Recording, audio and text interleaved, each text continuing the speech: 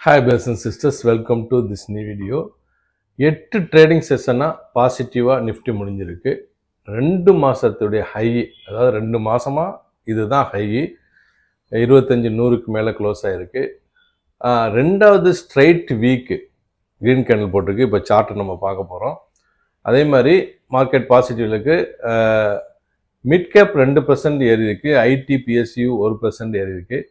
50 Nifty 50 ஸ்டாக்கில் 39 stock பாசிட்டிவில் முடிஞ்சிருக்கு. இப்படி பல வகையான காரணங்கள் நிஃப்டிக்கு இருக்குது. அதே மாதிரி நிஃப்டி ஏறுவதற்கான சாத்திய காரணங்கள் என்னென்னங்கிறது தான் நம்ம பின்னாடி அந்த பார்க்க போகிறோம். அதுக்கு முன்னாடி சில விஷயங்கள் பார்த்துருவோம். அதாவது நடந்து முடிந்தது இந்த வாரத்தில். ட்ரம்ப்பு பிஎம் மோடி பாசிட்டிவாக பேசிட்டது. அதாவது ட்ரம்ப் சொன்ன என்னுடைய ஃப்ரெண்டு, இந்தியா ஃப்ரெண்டு அப்படின்றாரு. பிஎம் மோடி உங்கள் கருத்துக்களை நாங்கள் ஆமோதிக்கிறோம் அப்படிங்கிற மாதிரி பேசினாங்க. அதே மாதிரி யூரோப்பியன் யூனியனை 100% தாரிஃபு சைனா மேலே இந்தியா மேலே போடுங்கன்னு வலியுறுத்தினார் ட்ரம்ப்பு. அப்புறம் கத்தார் மேலே இஸ்ரேல் அட்டாக் பண்ணாங்க. இதெல்லாம் நடந்து முடிந்தது. அதே மாதிரி 2.1% இன்ஃப்ளேஷன் வந்தது. அப்புறம் இது 3 மாதத்துடைய ஹை இந்த இன்ஃப்ளேஷன். அதே மாதிரி ஐஎன்ஆர் வரலாறு காணாத லைஃப் டைம் லோ ட்ரேட் பண்ணிச்சு, 8.4 கிட்டக்க வந்தது. இதெல்லாம் நடந்து முடிந்தது. அதே மாதிரி எஃப்ஐஸ் கொஞ்சம் மார்க்கெட்டுக்கு ஒரு சாதகமாக இருக்காங்க. இப்போ வெள்ளிக்கிழமை கூட ஒரு 129 கோடிக்கு வாங்கியிருக்காங்க. அதுக்கு முந்தின நாள் 3470 கோடி விற்றுருக்காங்க. அதுக்கு முந்தின நாள் 105 கோடிக்கு விற்றுருக்காங்க. அதுக்கு முந்தின நாள் 2050 கோடிக்கு வாங்கியிருக்காங்க. ஆக மொத்தத்தில் இந்த 15 நாளில் 9,000 கோடிக்கு விற்றுருக்குறாங்க. சரியா? இதெல்லாம் நடந்து முடிந்தது. நடக்க போகிற ஈவெண்ட்ஸை பார்த்துட்டு நம்ம சார்ட்டில் பார்த்துடலாம். நடக்க போகிறது 15 செப்டம்பர் இன்ஃப்ளேஷன் டாட்டா இந்தியாவுக்கு வருது. ஃபுட்டு, ஃபீல் இதெல்லாம். அப்புறம் எக்ஸ்போர்ட் இம்போர்ட் ட்ரேட் பேலன்ஸ் டாட்டாவும் வருது. அப்புறம் 16 டியூஸ்டே எக்ஸ்பைரி டே. புதுசாக எக்ஸ்பைரி டே மாறி இருக்கிறதுனால ஞாபகப்படுத்திக்கிறேன். அப்புறம் யூஎஸுடைய கோர் ரீட்டைல் சேல்ஸ் டாட்டா வருது. இதெல்லாம் இம்பார்ட்டண்ட்டு. அப்புறம் 17th வெனஸ்டே பிரிட்டிஷுடைய இன்ஃப்ளேஷன், அப்புறம் யூரோப்புடைய இன்ஃப்ளேஷன் டாட்டா, கனடாவுடைய இன்ட்ரெஸ்ட் ரேட் டிசிஷன் வருது, க்ரூட் ஆயில் இன்வென்ட்ரிஸ் வருது. அப்புறம் யூஎஸுடைய இன்ட்ரெஸ்ட் ரேட் டிசிஷன் இருக்குது. எல்லாமே நிறைய பேங்க்ஸ் இன்ட்ரெஸ்ட் ரேட் டிசிஷனும் இன்ஃப்ளேஷன் டாட்டா வருது. இந்த வாரம் முக்கியமான வாரமாக இருக்கும் மார்க்கெட்ஸ்க்கு. ரைட்டா? அதே மாதிரி 18th சென்சஸ்டைய எக்ஸ்பைரி மாறிச்சில்ல, அதனால் ஞாபகப்படுத்திக்கிறேன். அப்புறம் ஜப்பானுடைய ரேட் டிசிஷனும் இருக்குது, இங்கிலாந்துடைய ரேட் டிசிஷன் இருக்குது, இன்டர்நேஷனல் இருக்குது. அப்புறம் யூஎஸ்டைய இனிஷியல் ஜாப்லாஸ் கிளைம்ஸ் இருக்குது. அப்புறம் பிலோபீடியா ஃபெட் மானிட்டரிங் இண்டெக்ஸ் இருக்குது. இதெல்லாம் முக்கியமான டாட்டாஸ், வெரி வெரி முக்கியமான டாட்டாஸ். இதை வச்சு குளோபல் மார்க்கெட்டையும் இந்தியன் மார்க்கெட்டையும் பாதிக்கும். சரியா? சரி, சில நியூஸ் பார்த்துட்டு நம்ம இதுக்கு போயிடலாம். ட்ரம்ப் சைனாவை 50% 100% தாரிஃப் போடுங்கன்னு சொல்லி ரஷ்யா வாங்குறதுனால இந்துஸ்தான் டைம்ஸில் வந்திருக்கு. இப்போ ட்ரம்ப் சொல்கிறாரு, இந்தியாவுக்கு 50% தாரிஃப் போடுறது அவ்வளோ ஒரு ஈஸியான காரியம் அல்ல அப்படின்னு சொல்லியிருக்காரு. வந்திருக்கு இப்போ லேட்டஸ்ட் நியூஸு.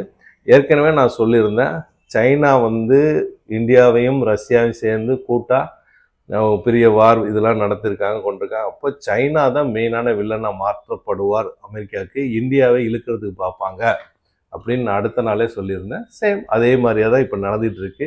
முக்கியமான அவருக்கு நெருக்கமான அம்பாசிடர் தான் இப்போ வர்றாப்புல, இளமான அம்பாசிடர் இந்தியாவுக்கு புதுசாக போட்டிருக்காங்க.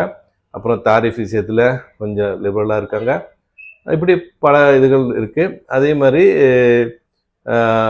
ட்ரம்ப்பு இப்போ பேச போகிறதா சொல்கிறாப்புல, அதை நான் எதிர்பார்த்துருக்கேன்னு சொல்லி மோடியே இருக்கார். சரியா?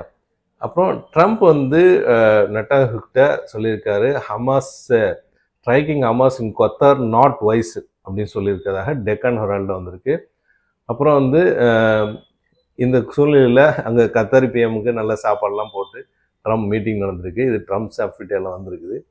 அப்புறம் ரஷ்யாவில் 7.4 எர்த்குவாக் நடந்திருக்கு. இது சுனாமி வார்னிங்கும் கொடுத்துருக்காங்க. இது அதோடைய பாதிப்புகள் இன்னும் நியூஸ் வரலை.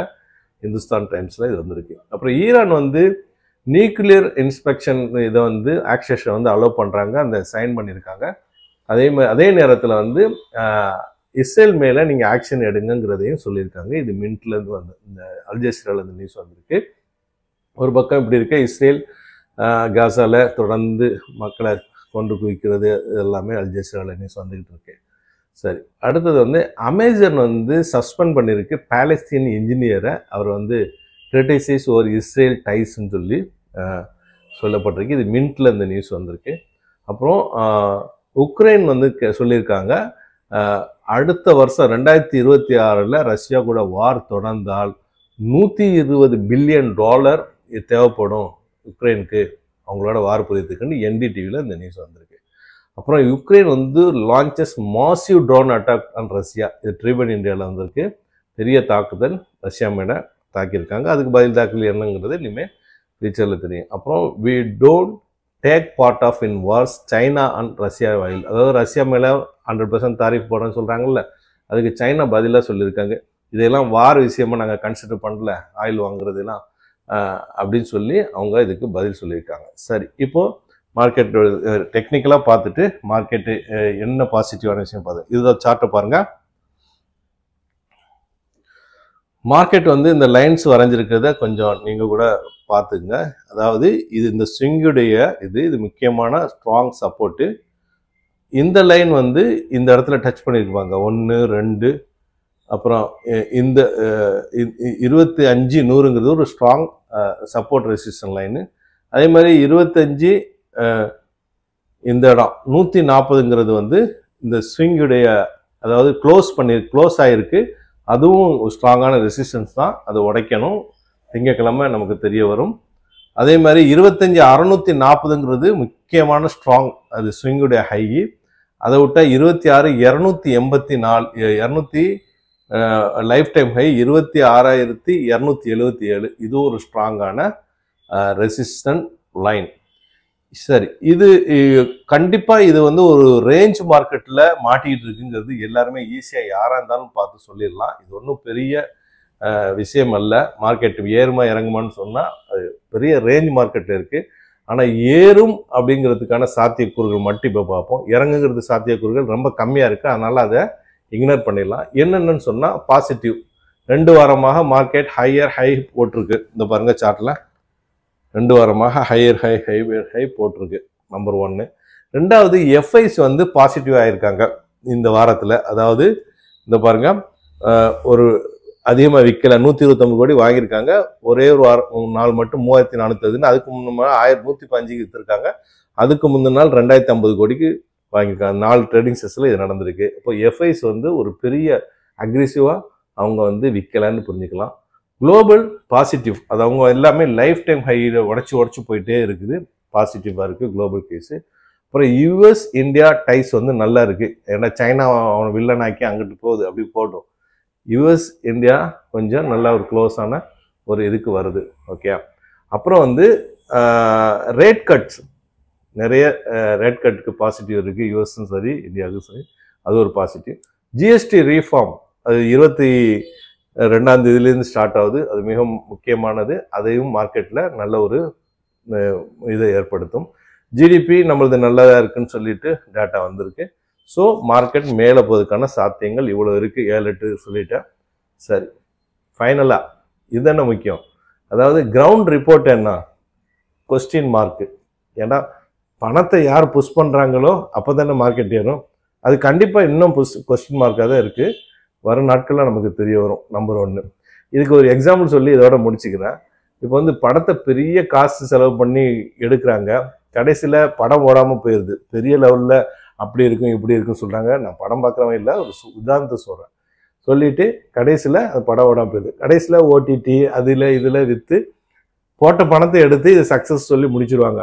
ஆனால் தேட்டரில் போய் படம் பார்க்காம முடிச்சிடுவாங்க. அதே மாதிரி தான் இந்த பாசிட்டிவ் நெகட்டிவ் அது குளோபல் இது எல்லாமே சரிதான். பணத்தை புஷ் பண்ணுறவங்க இல்லாத வரைக்கும் மார்க்கெட் ஏறாது. அது ஒரு கொஸ்டின் மார்க்காக தான் தொடர்ந்துட்டு இருக்கு கிட்டத்தட்ட ஒரு 3 மாதமாக. இந்த வீடியோ பயன்தாக்கணும்னு நம்புகிறேன். மற்றவங்களுக்கு ஷேர் பண்ணுங்கள். புதுசாக பார்க்குறவங்க சப்ஸ்கிரைப் பண்ணி பெல் ஐகானை கிளிக் பண்ணிக்கோங்க. தேங்க்ஸ் ஃபார் வாட்சிங்.